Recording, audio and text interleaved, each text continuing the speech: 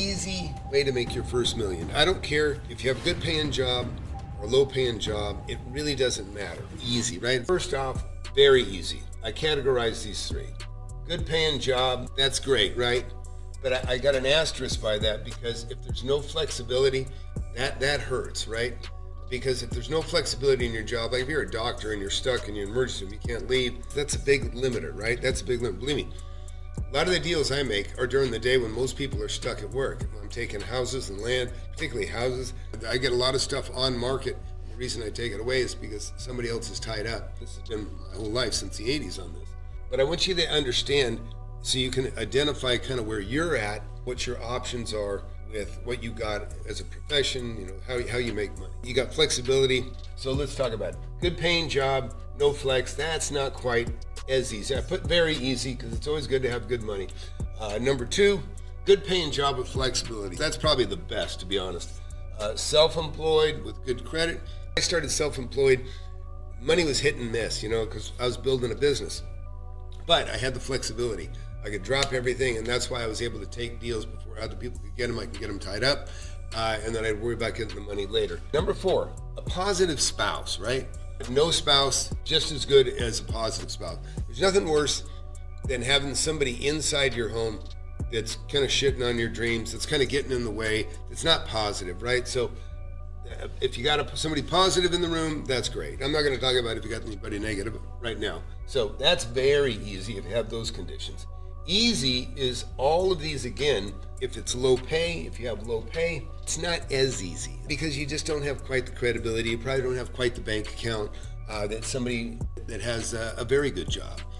But I would take probably low pay, and these, if I had to choose between a good paying job with no flexibility over a lower paying job but having great flexibility, and being self-employed and maybe not making as much as somebody that's more successful, and a positive spouse, I would take those three with low pay any day over up here having great pay and a negative spouse, somebody that really doesn't support you. That's like the worst thing in the world. And I unfortunately run into that. Some people say, well, I got to check with the wife.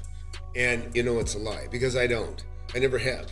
You know, I'd pull up to a property and my wife would say, why are you stopping here? And I go, oh, we own this. She go, oh, you know what I mean? That's a positive spouse, right? Even if they're kind of disinterested, that's positive. I'll take disinterested any day over inquisitive and negative. You just don't need it. You don't need it. I don't need it. So think about where you're at right now. Identify yourself within this. Employed, good job, no flexibility. Employed with flexibility. Self-employed, good credit. You're golden. Now let's go to tough. Okay, tougher. I'm not going to say it's easy anymore, right? There's a lot of people out there, fake gurus, that everybody, oh, it doesn't matter if you don't have any money, go borrow the money to get in the course, and you're somebody with no job. Listen, if you got no job, you can't even get in the mentorship anyways. I won't take it. I mean, unless you've got a couple $100,000 in the bank, then I'd say, okay, sure, you can get in, only if you're smart. The bottom line is low pay is less of a hindrance than no flexibility, okay? Low pay is less of a hindrance to wealth than a negative spouse, okay? So now let's go over here and let's just kind of talk about, however you fit into that, let's talk about how you get there. If you haven't bought real estate and you don't have a reputation of knowing what you're doing, office, retail, warehouse, highest probabilities for anybody watching this is you're gonna make money on land, okay? And I have people in my class that have paid cash $800,000, $1 million. I got students in my class, self-employed and flexible, or have a great job with flexibility, that have already made multi-millions, right? So understand that. A little bit established, but you know what I mean? That's what happens when you got a good job. You get a little more established. But let's just talk about what's open for everybody, the highest probabilities. Land. Land is actually also good for these guys here. Tough, easy, and very easy. Land is really, really good. And the reason I put an asterisk next to land is because right here, land has the highest probability of being OC. That's owner carry, right? That's a no for me. No credit needed, right? They can extend credit to you. I actually got that offered to me with my first building, but that's not the norm with building. Keep in mind, land, and here's the thing, land, you're all over the place. I was buying lots in the 80s for $10,000 and selling them for $20,000 and $30,000. So I was making $10,000 and $20,000. I was tripling my money if I paid cash.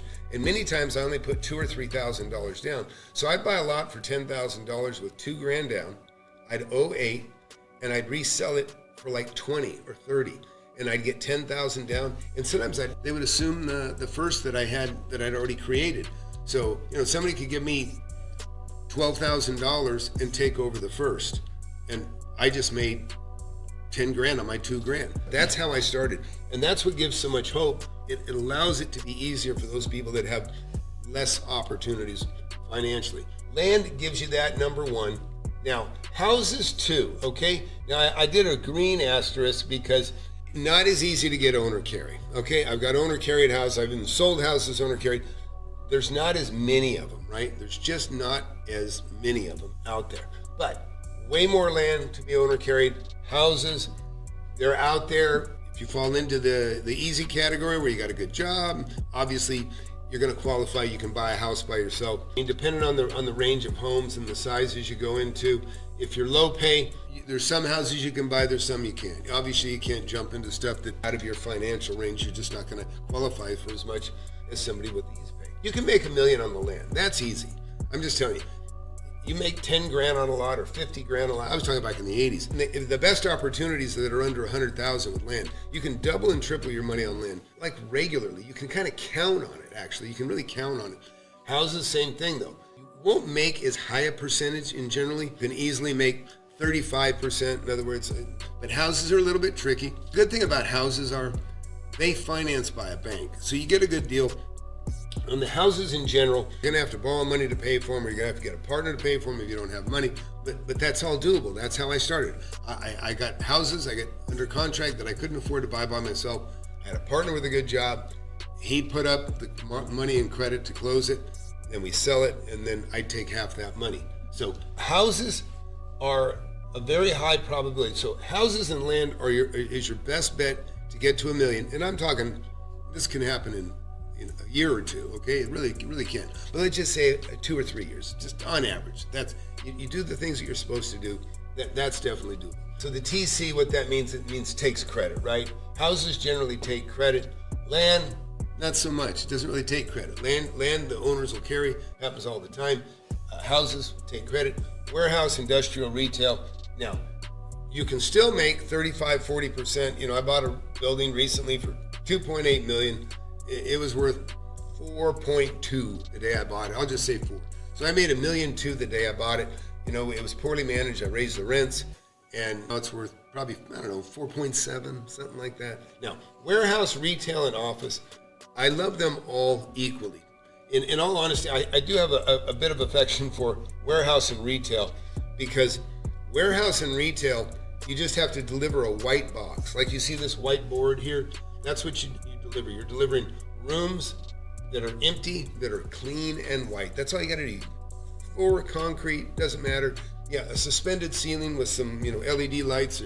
So warehouse, industrial, retail. Now, again, takes credit. Okay. Now, the other problem, and you see I got an S here, right? The S is for it takes a degree of sophistication to buy warehouse, retail, and office in general.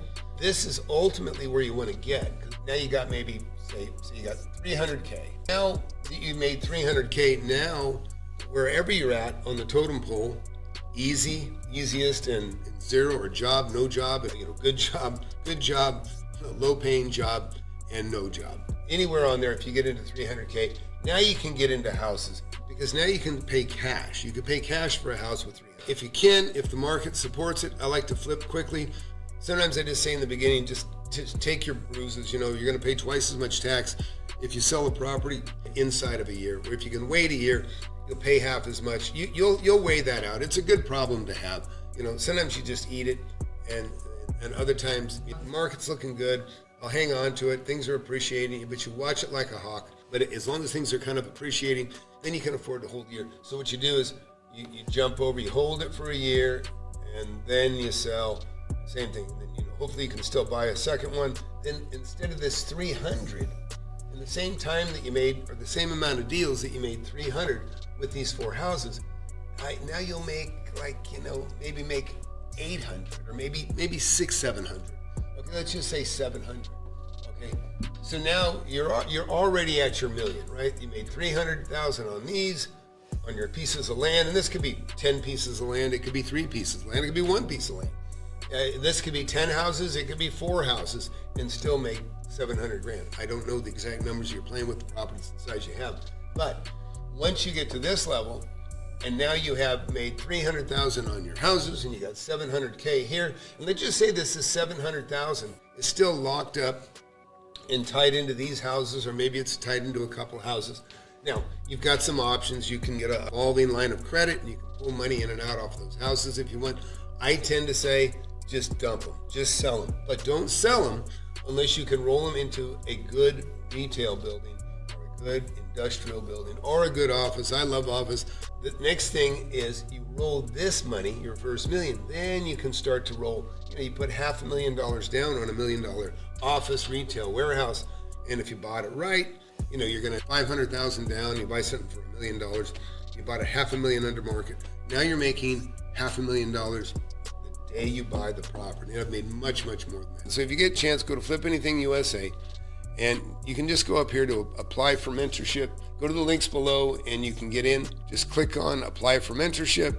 That'll take you to this page. Just fill that out.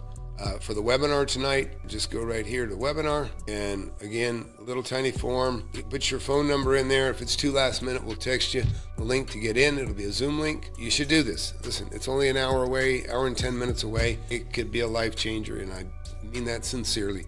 And if you don't think so, then go to the success page and just take a look at most of these guys are new millionaires. They're new real estate millionaires. I got it. Hey, Tom here. Look, wholesalers, flippers, investors, listen, you want to get good guidance. You want to build a portfolio. This is what it really looks like to be a successful real estate investor. Been doing it for 4.5 decades, have hundreds of thousands of square feet of rentals, have students that have become millionaires in as little as 2 years. Go to flipanythingusa.com. I'll show you how to do it.